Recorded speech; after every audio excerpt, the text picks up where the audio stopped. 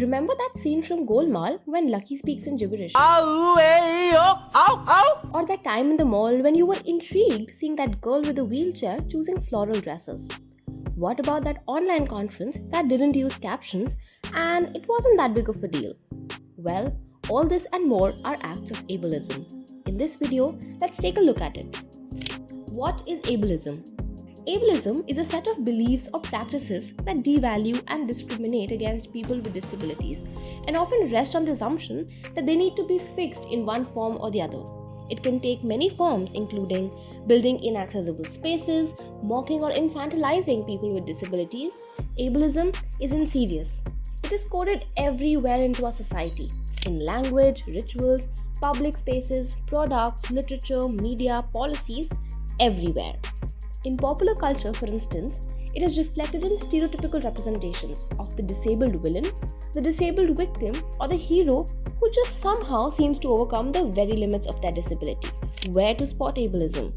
Ableism can manifest itself in personal behaviors as well as systemic attitudes.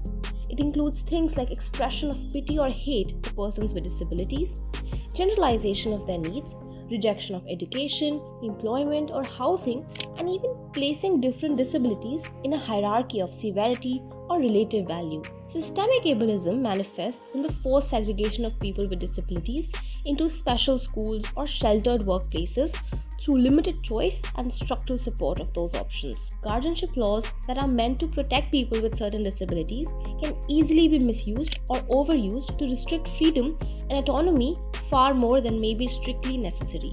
From microaggressions to discrimination, people face not only discrimination, prejudice, or lack of opportunities, but also physical violence, harassment, assault, abuse, and sometimes death because of their abilities. And this is ableism.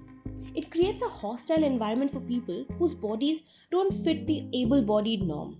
To date, it remains one of the last socially accepted forms of discrimination. Ableism can often be accidental, and we'd like to believe that in most cases, it is. We say things without fully understanding the impact of our words, and the same goes with so much of what we do or what we create. From using fancy but difficult to read fonts on Instagram captions to hosting a stadium match without low sensory spaces. But not all ableism is unintentional. People knowingly and willingly discriminate against the disabled. From things as simple as people using words like lame, psycho, or retarded in everyday conversations even after being pointed out. A recruiter rejecting an applicant with a disability because he believes that they would be less competent.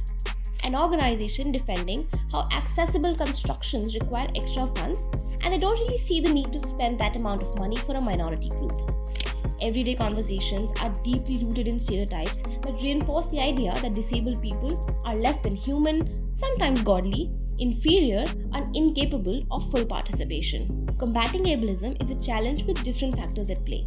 Confronting and disrupting the status quo, valuing diverse types of knowledge and experience, and acknowledging the unconscious biases we all have.